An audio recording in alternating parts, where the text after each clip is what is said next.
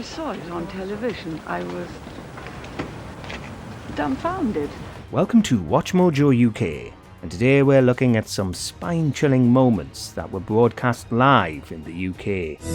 This evening I will play Russian roulette live with one person chosen from the 12,000 who applied to load the gun. Before we begin, we publish new content every day, so be sure to subscribe to our channel and ring the bell to get notified about our latest videos. Anthea Turner's accident. And there was a lorry which had black sugar paper, and the motorbike at that point would be cued and would come flying out of the paper, and that's where sadly it went a little bit wrong. In 1989, veteran broadcaster Anthea Turner was just getting started in her television career and was dropped in at the deep end presenting Up to You live on the BBC. But things went awry during a segment about a motorbike display where two of the cues got mixed up. There was one cue for Turner to start speaking and another for a bike to come out of a lorry she was sitting on the tailgate of. The bike set off too early, hit her, and then pyrotechnics were triggered that set her on fire. She was left with serious enough injuries that she successfully sued the production company. Thankfully, she recovered. Just here to say she's okay, she's just gone to first aid and she's going to have a nice hot cup of tea because she's got some shock. The Iranian embassy siege. For 6 days in 1980, the world watched this dramatic hostage situation unfold,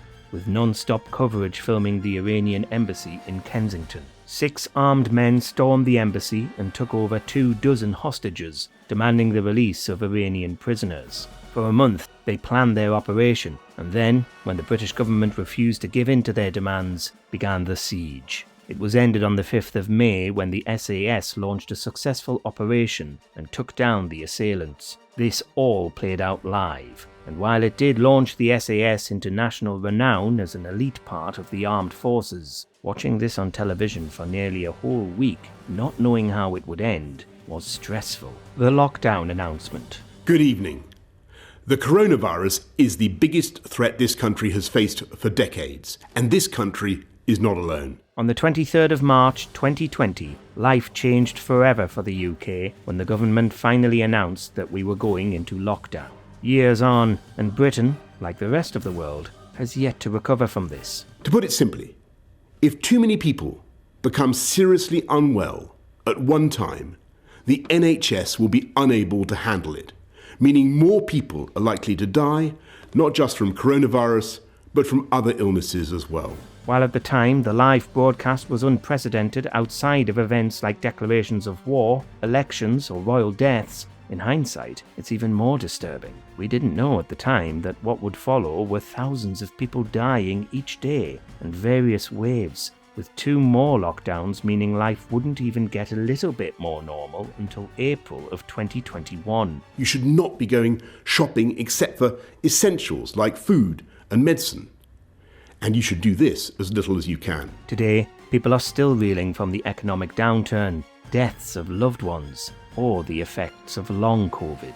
And therefore, I urge you, at this moment of national emergency, to stay at home, protect our NHS, and save lives. Princess Diana's funeral. In principle, funerals are sad, but not necessarily disturbing.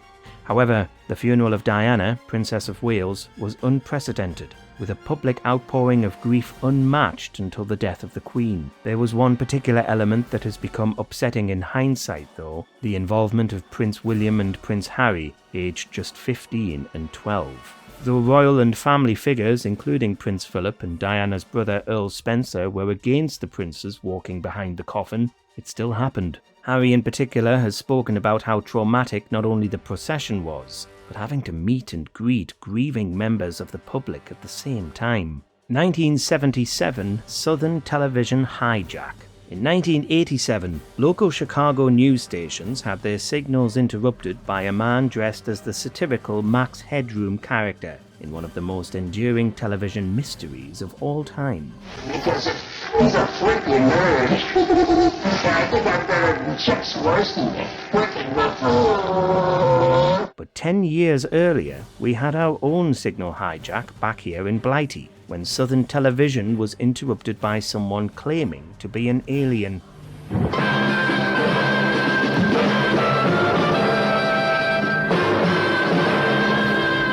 While there's undoubtedly a comedic element to a man with a strong southern English accent claiming to be a galactic emissary sent to Earth, it's still disturbing that anybody could break into a TV station and deliver such a long, rambling message.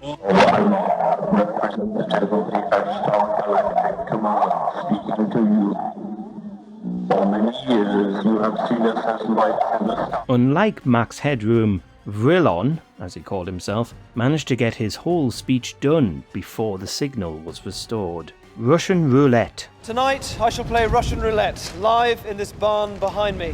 One gun, one bullet, and every intention of being alive at the end of the show. Mentalist Derren Brown was all the rage in the 2000s, with the public baffled by his complex stunts and magic tricks. But none of his stunts have been as daring as this Channel 4 special in 2003, where Brown played Russian roulette live. Despite every precaution and Brown's confidence in his tricks, Channel 4 still broadcast the event with a 15-minute time delay. So perhaps it wasn't quite live. Place the gun on the table for me. All right. This meant that if someone did do themselves a serious mischief, the broadcast could be stopped long before it reached viewers' screens. There were complaints made by Ofcom against this and many more of Brown's controversial TV appearances. If I'm not 100% confident, I won't do it, I won't pull the trigger. Okay. Does that make sense?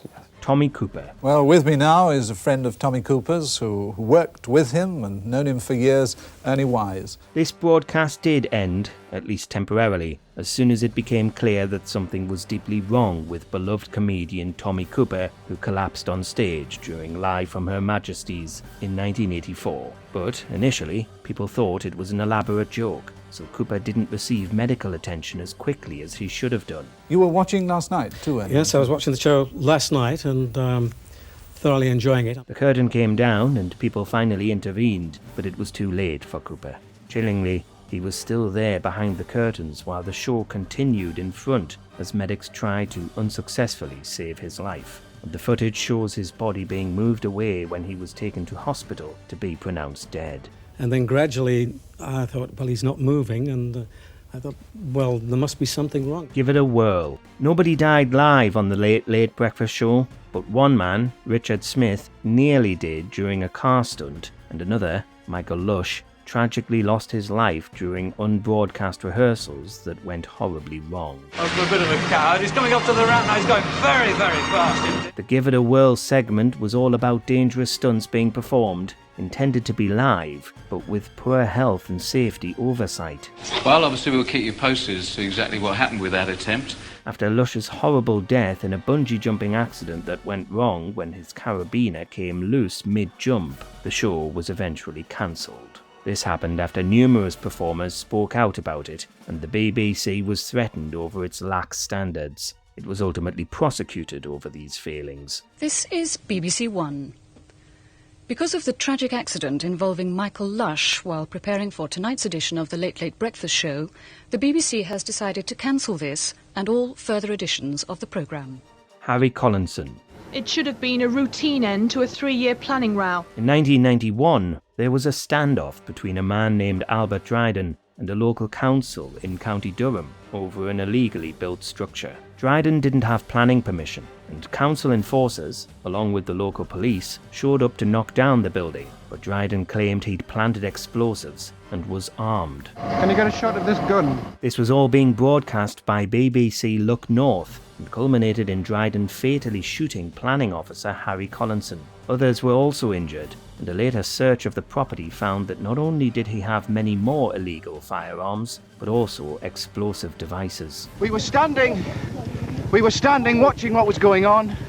The chief planner was trying to persuade the chap to move out the way and let the digger go in. He was sentenced to life in prison for the crime. The Bradford City Stadium fire. Most of the 52 people now known to have died in the Bradford City fire disaster were children or old people, according to police tonight. As the final match of the 3rd Division season in 1985, there was record turnout at Valley Parade Stadium, and the match between Bradford City and Lincoln City was being filmed. But what began as a simple football match with fans celebrating a rare victory for Bradford City ended in devastating tragedy. Before half-time, a fire broke out in the stands, spotted by the television cameras, They're examining personal possessions and dental records to help with identification. and quickly spiraled out of control because of years of poor maintenance. 56 people died, and hundreds more were injured, though the survivors helped rescue everybody they could. The footage of the disaster unfolding made for deeply traumatic viewing for people at home, too. The fire brigade say Bradford City were warned 6 months ago the ground wasn't safe. The club chairman has denied this. Let us know if you saw any of these when they happened. If you don't follow the rules, the police will have the powers to enforce them. Do you agree with our picks? Check out this other recent clip from WatchMojoUK and be sure to subscribe and ring the bell to be notified about our latest videos.